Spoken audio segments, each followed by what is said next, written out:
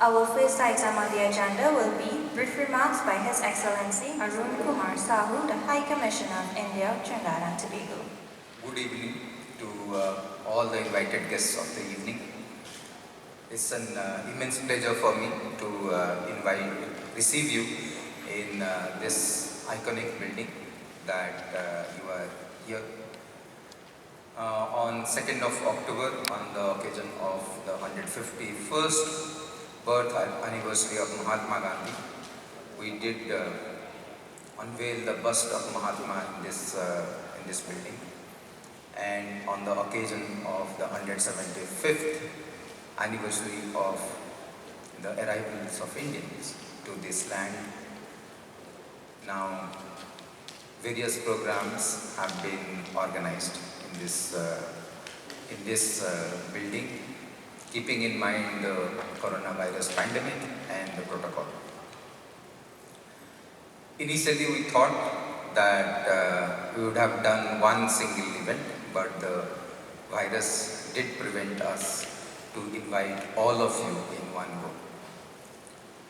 But before the end of the year, before the Christmas and New Year, I think this would be the last such event where we are inviting guests to be part of this building. Not only, as you know, this is a building not only of physical structure, but it's also the dream come true for the leaders of independent India and independent Trinidad and Tobago.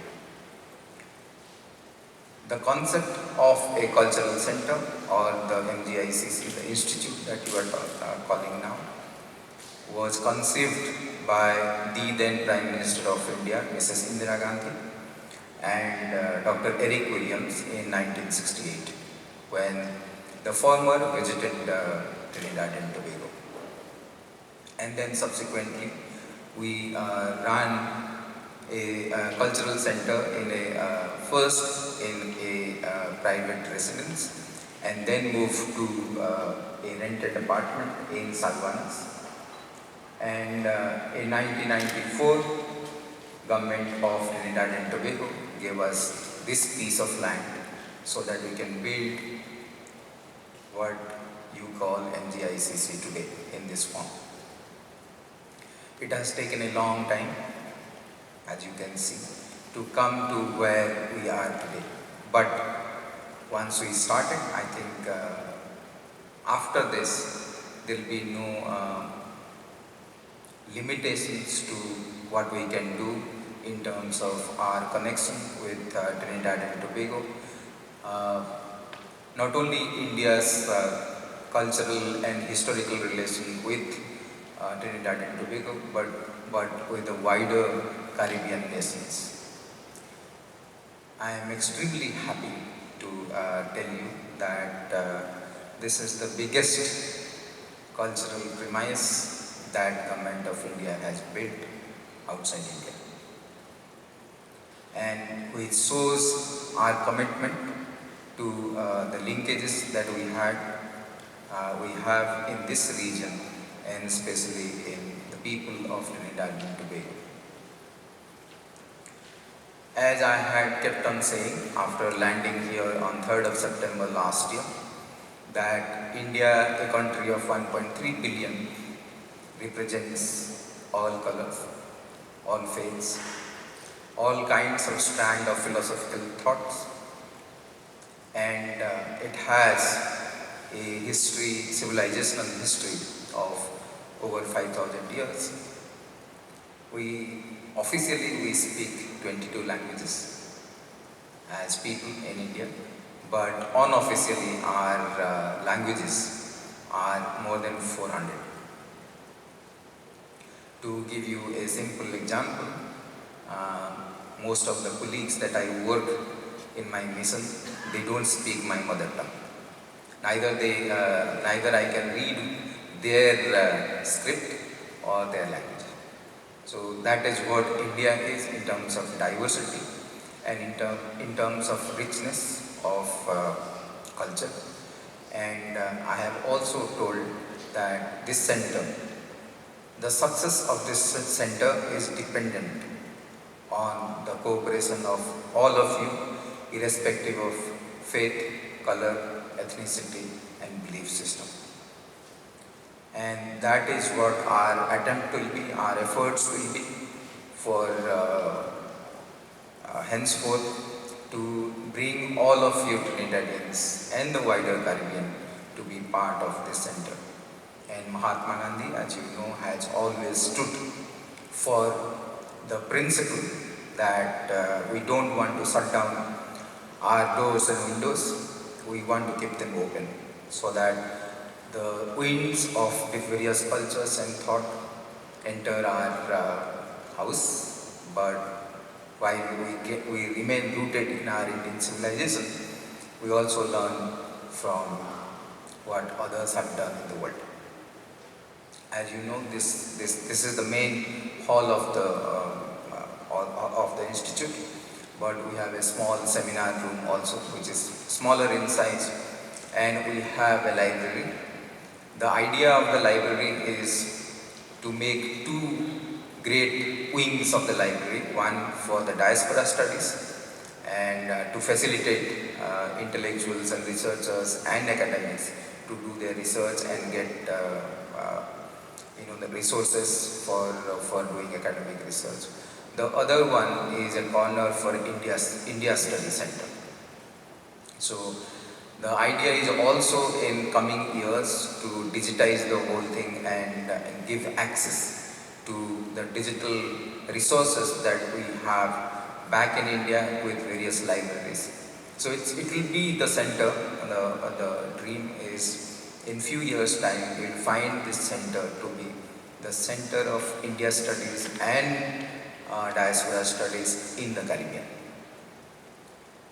And in terms of culture, I think slowly we are thinking of, I have been approached by various organizations whether they can rent it out for their own program which is related to India.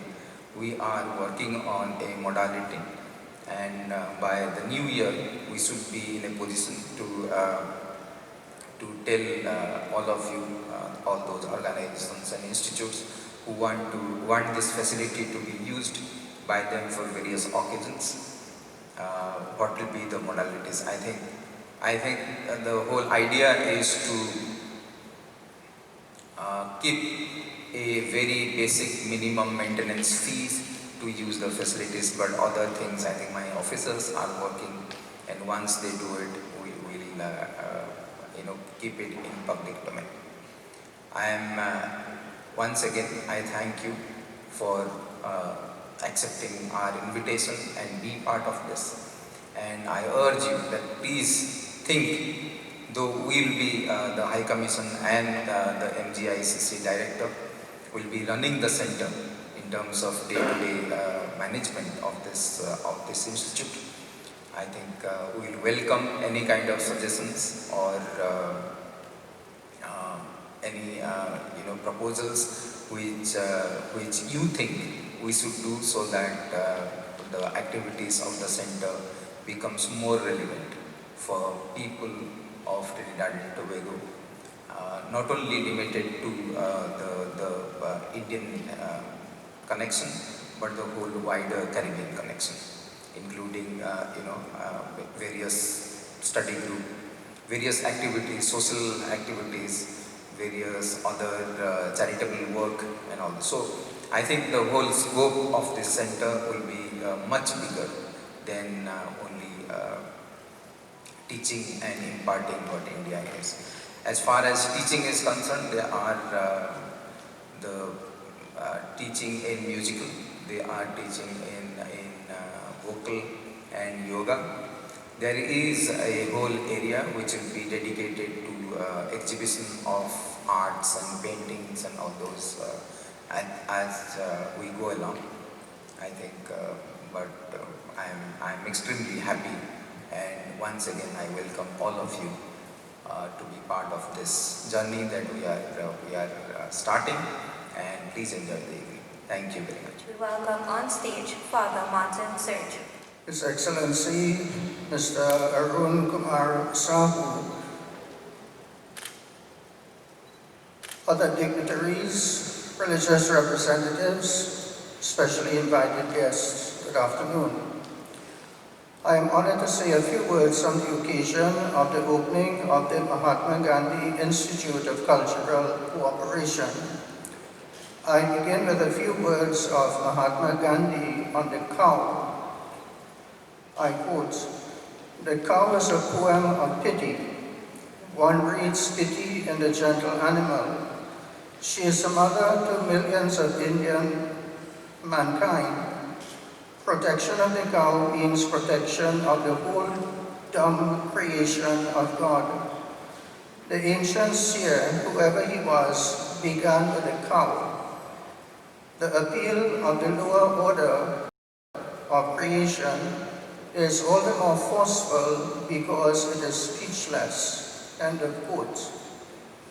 I do not use this quotation to support the sanctity of the cow per se in Indian culture or to propose a ban on beef eating.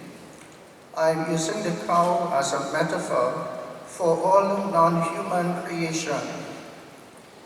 In the evolution of Western civilization, since the dawn of the Industrial Revolution, humanity has placed its concern on the development and advancement of peoples. This has come at a great cost to the environment and indeed the very future of the planet. Cultural cooperation involves dialogue of different kinds on art, music, song, dance, cuisine, festivals, but also history, movements, and rich exchange of philosophical and religious ideas. It has long been taught in Hinduism that the world is the body of Brahma. In Catholic faith, we profess the creed that begins, "I believe in God the Father Almighty, creator of heaven and earth." Christians have almost forgotten that God is not only the creator of human beings, but creator of heaven and earth as well. The COVID-19 pandemic has caused us to think of our neighbor, our obligation towards him or her, and to appreciate the people behind the scenes of everyday life who are suddenly regarded as immensely important. Nurses, sanitation workers, those who work in the supermarket, mortuary workers, and others. But the pandemic has also caused us to see the beauty of the wider world. The Himalayas are seen more clearly once again. There is much less smog in many cities. Rivers are teeming with life once again.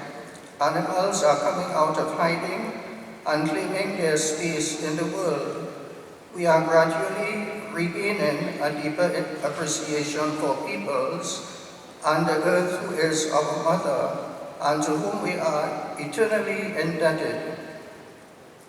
Gandhi's plea for the speechless, the dumb creation, must also be the overarching concern over which all other concerns are seen, no matter how pressing. Going hand in hand with this concern is Gandhi's emphasis on ahimsa or non-violence. Pope Francis, in his encyclical on the care for creation, Laudato Si', the first one of its kind in the history of the Catholic Church, focusing on creation, says of this violence we have grown so accustomed to, I quote, "The violence present in our hearts, wounded by sin, is also reflected in the symptoms of sickness evident in the soil, in water, in the air, and all forms of life. This is why the earth herself, burdened and laid waste, is among the most abandoned and maltreated of our poor. She groans in travail. We have forgotten that we ourselves are dust of the earth. Our very bodies are made up of her elements. We breathe her air, and we receive life and refreshment from her waters." End of quote. There are many forms of violence our two countries, India and Trinidad and Tobago, have to contend with. We both suffer from high levels of violence against women and children. Our cultural cooperation must include concerns about women and children and what is being done to alleviate their suffering. The promotion of nonviolence must no longer be seen as a Gandhi thing, but a human thing, the normative pattern of human discourse, a central tenet of human civilization. This nonviolent philosophy also applies to planet Earth.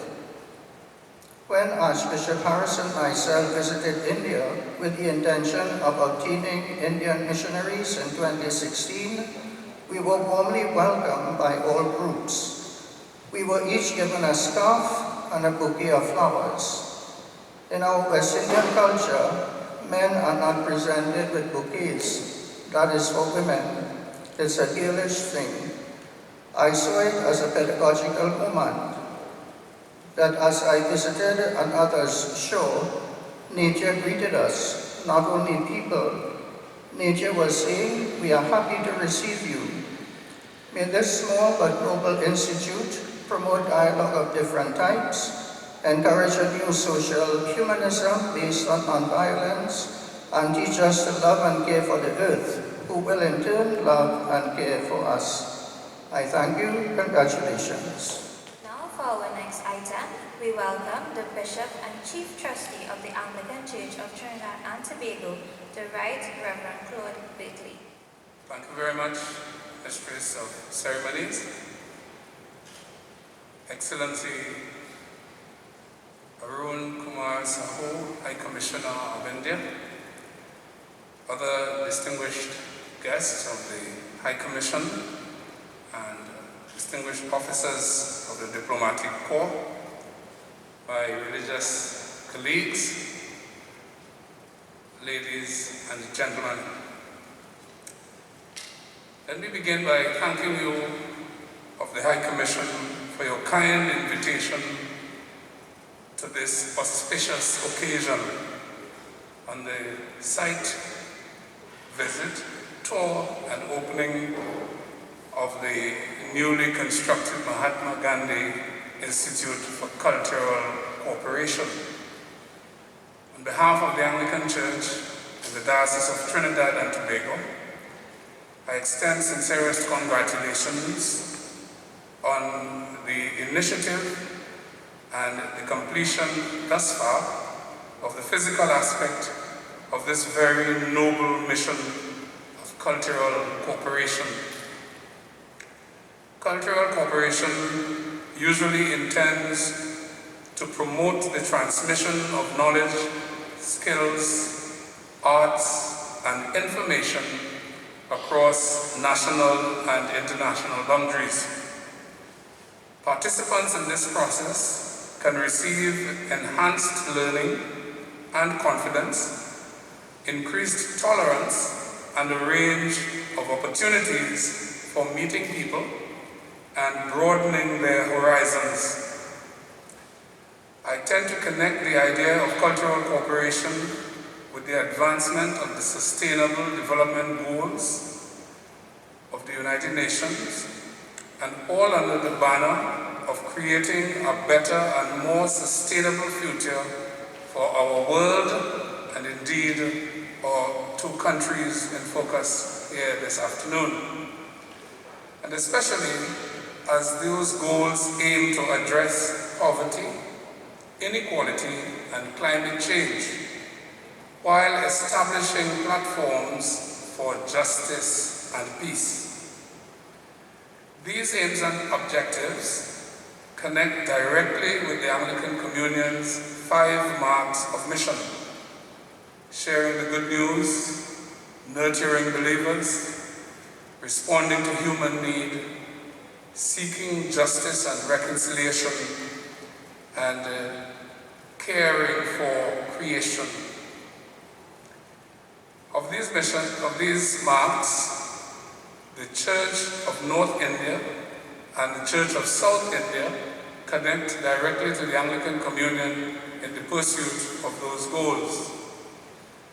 It is important that the name of Gandhi, excuse me, holds up a message of nonviolence and peaceful civil disobedience as we battle here in our country domestic violence, gender-based violence and abuse, and the ongoing menace of murder.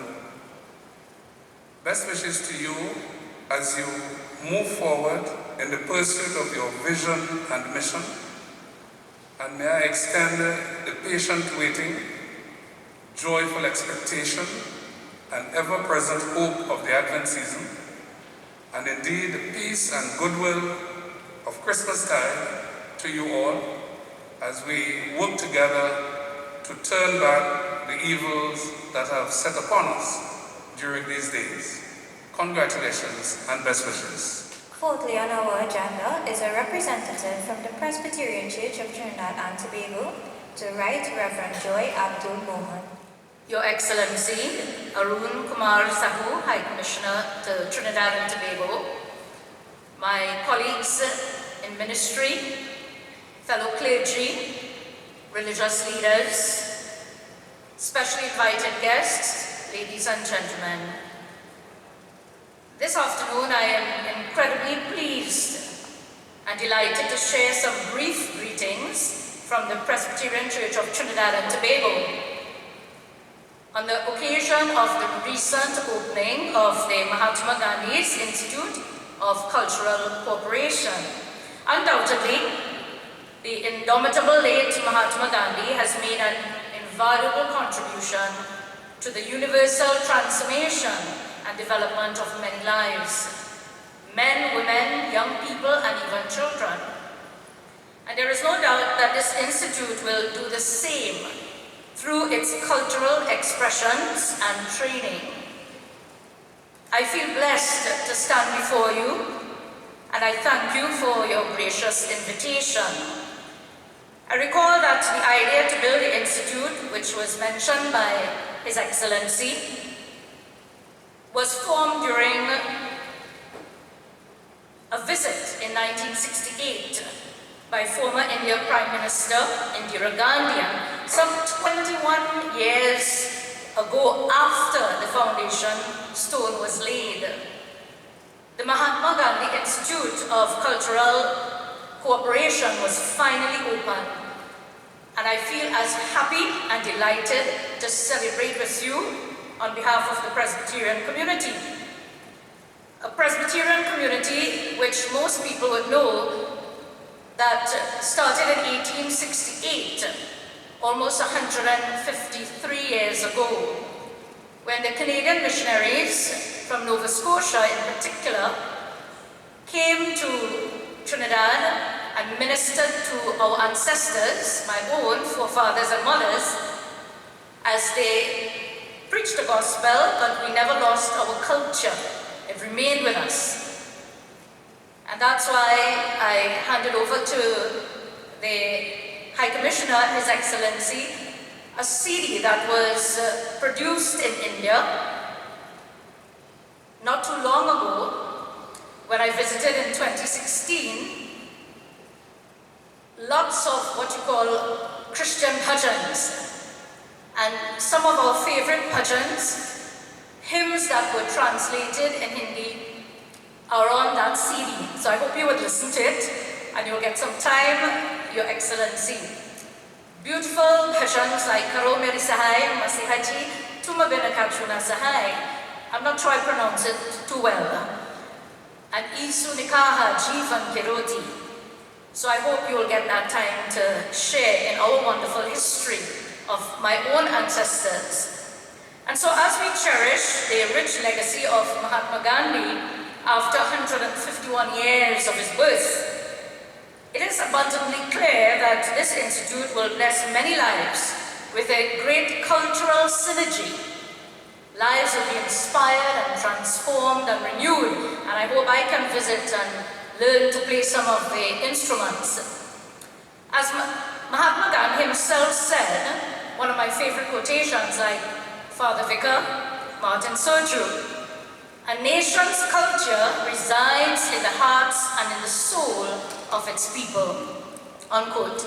And so indeed it is cause for thanksgiving and therefore important that we all reverently remember with gratitude and vision the legacy of Mahatma Gandhi, which will be realized in this institute, which we hope as a Presbyterian community, I'm sure the Anglicans and the Catholics are willing to support in some way or the other.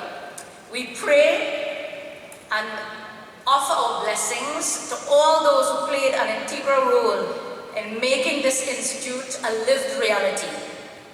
But I also want to pay tribute to the many women and men who have made and still continue to make an invaluable and significant contribution to the life and work of Mahatma Gandhi. Therefore, it is my hope and prayer that with every changing year in these unprecedented times, the progressive development of this institute will be increasingly maintained, and that every person who passes through these sacred walls, as it will experience a deep sense of spiritual reawakening and satisfaction in being part of a noble and rich heritage and legacy. And so it is with a profound sense of admiration and optimism that I wish His Excellency, and of course everyone present here this afternoon, a blessed Christmas and a safe and healthy 2021. May our Lord Jesus illumine the lives of all our people, especially in these very changing and challenging times. God bless you all, and I thank you. Continuing with our agenda for the evening is our John Ferraro, OSB at Mount St. Benedict, the home of the Benedictine monks. Your Excellency, Sir Arun Kumar Sahu, all your colleagues of the Indian High Commission, my co-workers in the field of religion, and all specially invited guests. I was very pleased and touched when I received your invitation, and I'm happy to be here. It is a wonderful place, and we at Mount St. Benedict look forward to all that you will be doing here. You use the word cultural cooperation, and it is indeed a very important term, because our vast experience in human history tells us that when peoples of various cultures encounter one another, there is not often a spirit of cooperation, but very often a spirit of domination. And we, in the Caribbean and in Latin America, have experienced that in more ways than one. There is the story that Dr. Eric Williams left with us when we became independent in 1962. He presented us with the gift of the history of the people of Trinidad and Tobago, because his idea was that a people cannot go forward unless they know where they came from. And this is part of the cultural process. And in one of his stories that he left with us, he mentioned to us the story of an Amerindian Cuban slave by the name of Hatui. And at the time, the Spanish conquistadors had been coming in the 16th century, and they were bringing with them a very aggressive brand of religion, so that the religion icon was in one hand and the sword was in the other. Now Hatui, who we could consider our first Caribbean martyr, he stood up because these conquistadors were forcing a particular religion onto the native inhabitants, the indigenes. And what he said is that I would rather go to the torture stake and die than become a Christian, because if there are Christians in heaven, I do not want to be there. Now this is just one small example of what the imposition of one culture does on another. Now, to do what you plan to do here, which is to create a space for cultural cooperation, the first thing that we need to develop and that would allow this cultural cooperation to grow and manifest itself is a spirit of trust. Because if I do not trust you, I will not listen to what you have to tell me about your culture and your people. There are suspicions. And this is why it is so important that this particular center is being named after the Mahatma, because he, as it were, systematized a way of non-violence with certain essential principles. Some of them are to do good, to avoid evil, to seek peace, justice, truth, not to speak ill about others. And this is so crucial, because when cultures encounter each other and we do not understand the cultural patterns of the other culture, we say evil things about that culture. We might say that that culture is possessed by demons and we need to exorcise them and establish our own culture. And this is very sad.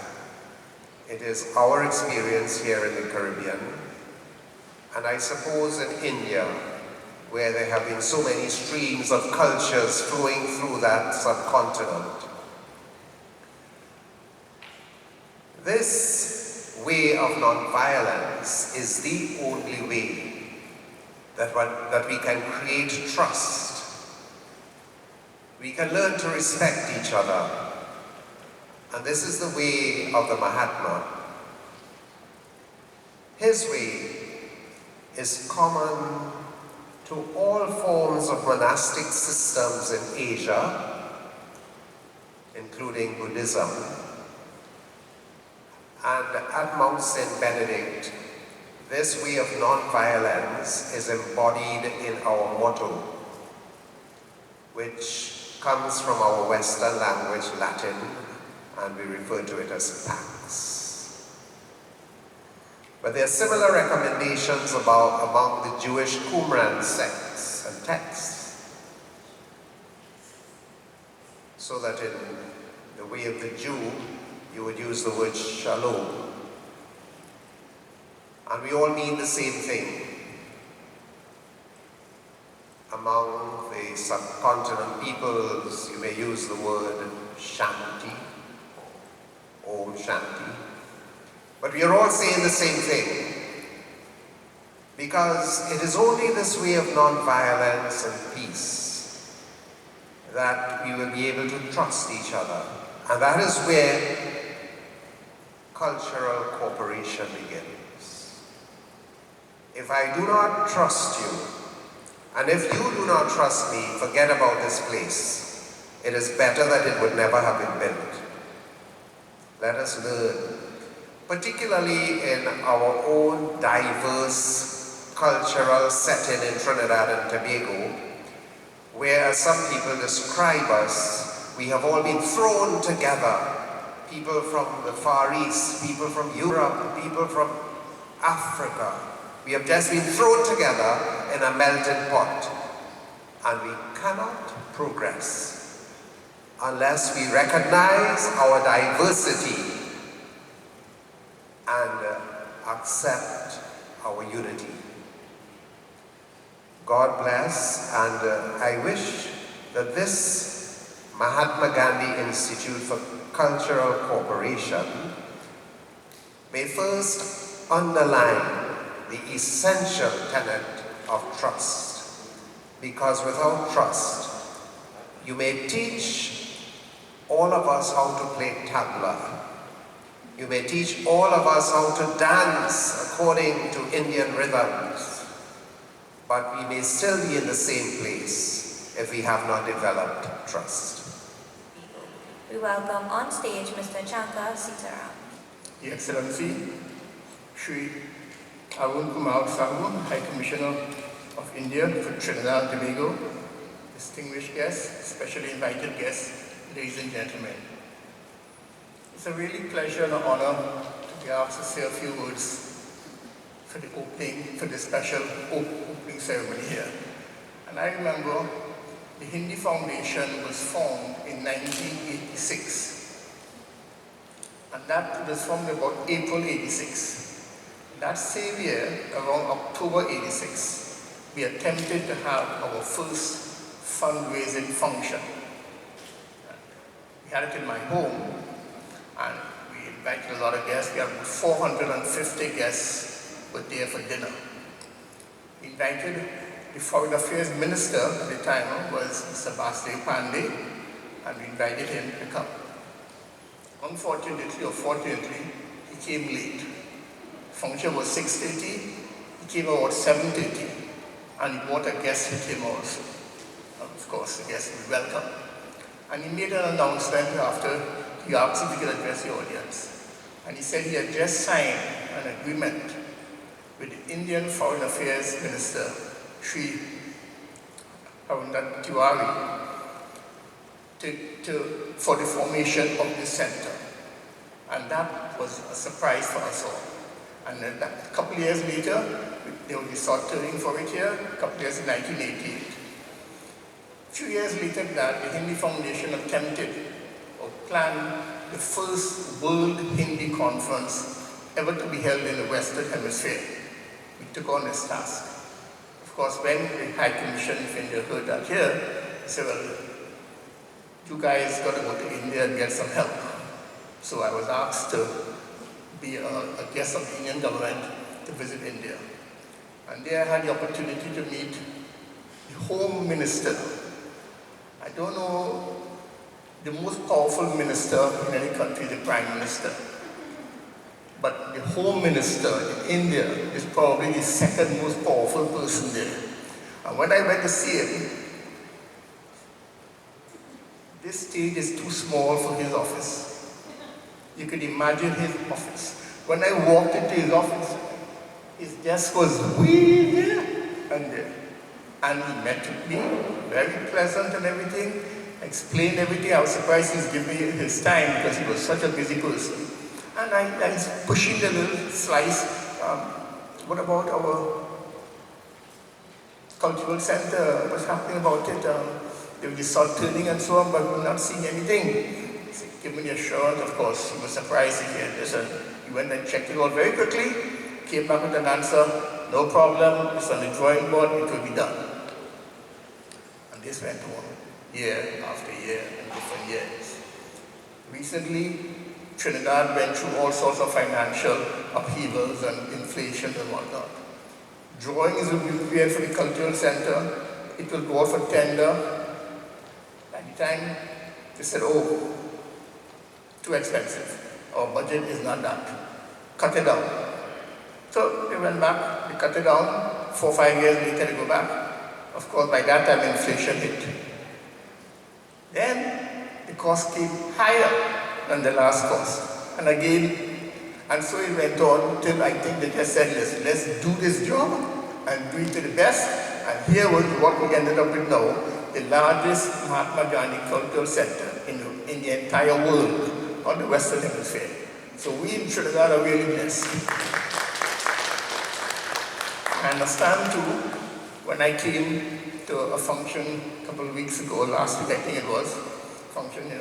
There was no sign on the street. I don't know if anybody observed it. And of course, I turned the other way as if I was going to the Arthur Lockjack Institute. And then I said, no. I said, but what was the name on the street? He said, the name is not on yet. So I had to find out. I mean, it's a street. You got to have a name on the street. And the son is the best kept secret. It will be the Gandhi Street. So it will be Gandhi Street for the Mahatma Gandhi Institute for Children. And this center has to be used. This center cannot be, the Indian government wouldn't build this center and have it here and have one function in 3 months, another one in 6 months. No, this has to be used. And we, the foundation, already put in a plug, the Hindi Foundation, to host a function here.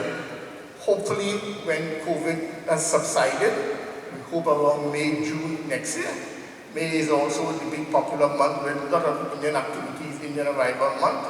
So we probably will do it in June so we have already asked the director of the institute whether we'll get permission to host a cultural function where the foundation is planning to honor 10 of our top artists. And we do this every year, 10 artists to honor them.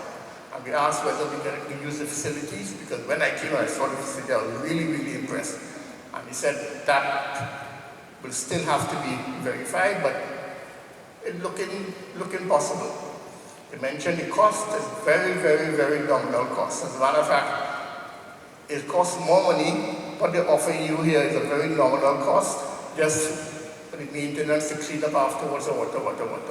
So I am sure this facility hopefully will be used by everybody as much as possible, because to have a facility like this and to use it once a year or twice a year is not getting the proper use out of it. And they have so many different activities taking place here. Yoga, dancing, tabla, all sorts of instruments, library facilities, everything you could possibly think about India. This is Little India right here in the Mahatma Gandhi Cultural Institute for Cultural Cooperation. So we at the foundation are very proud that this is a reality now. We intend to make as much use as possible, and I ask all of you to try to do the same thing, because this building is meant to be used. I had the opportunity of touring this building and going all in the back and the sides. And I tell you, Sapa doesn't compare with this. The only building that might compare with this is in Napa. This is fantastic. This building has every possible thing here.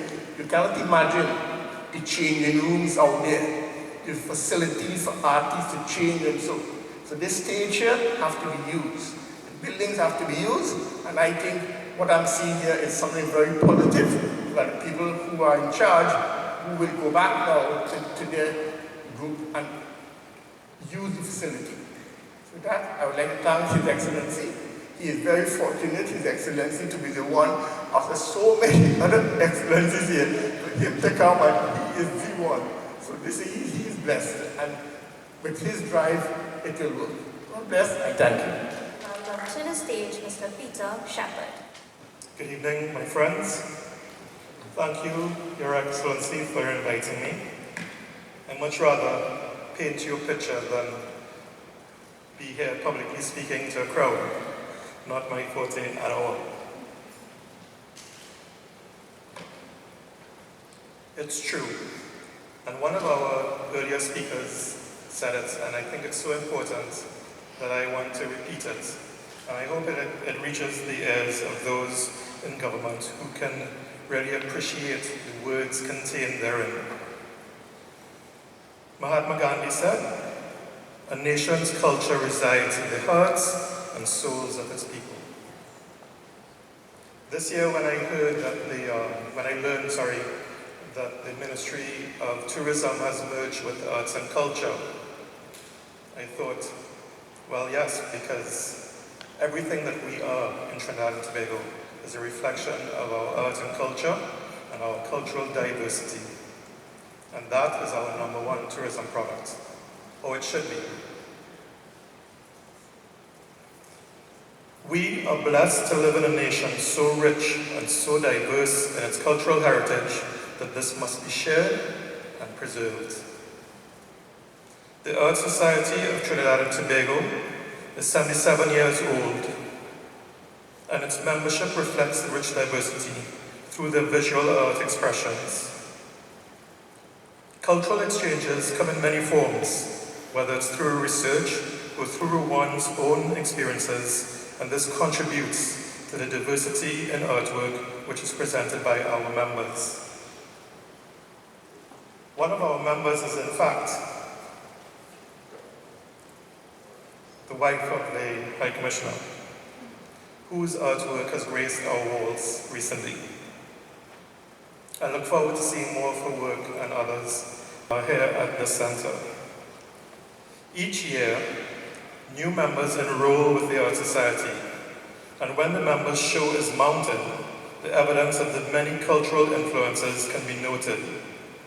At the current time, the Art Society has our 2020 members exhibition on display. You can see African, Indian, Chinese, European, and Latin representation in artwork that is uniquely Trinidadian. The Art Society wishes to congratulate the Indian High Commission for its dedication to exchanging the cultural riches of both India and Trinidad and Tobago through this Mahatma Gandhi Institute for Cultural Cooperation. It's through initiatives like this that we can show and learn from each other. We look forward to the many exchanges that our art and culture can contribute to this experience. No culture can live in attempts to be exclusive, said Mahatma Gandhi. And I want to add that in January of 2019, we had the fortune of co-hosting the Valmiki exhibition at the Art Society. And that is an example of the cultural exchanges that we would like to be involved with. I wish, as an artist and as the head of the Art Society, that other diplomatic missions can share the riches of their cultures with us as well.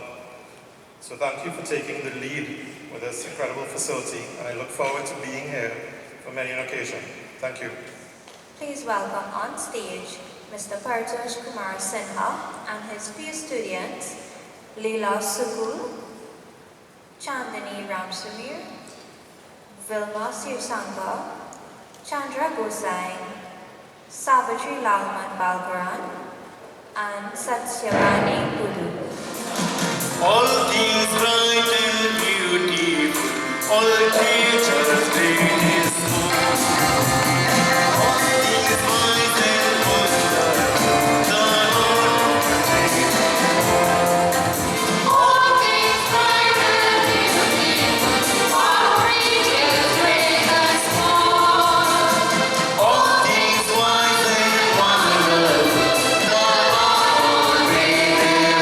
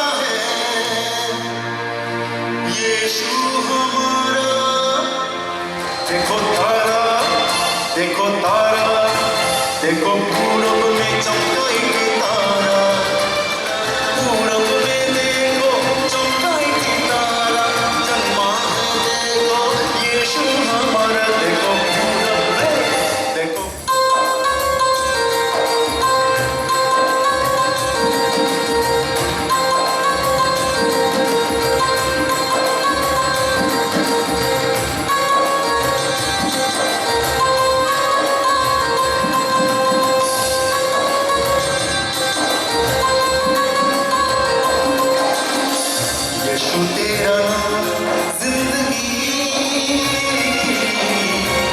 यीशु तेरा नाम जिंदगी, यीशु तेरा नाम जिंदगी, यीशु तेरा नाम जिंदगी, तेरा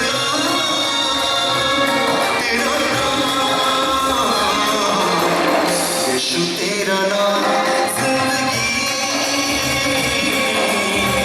यीशु तेरा नाम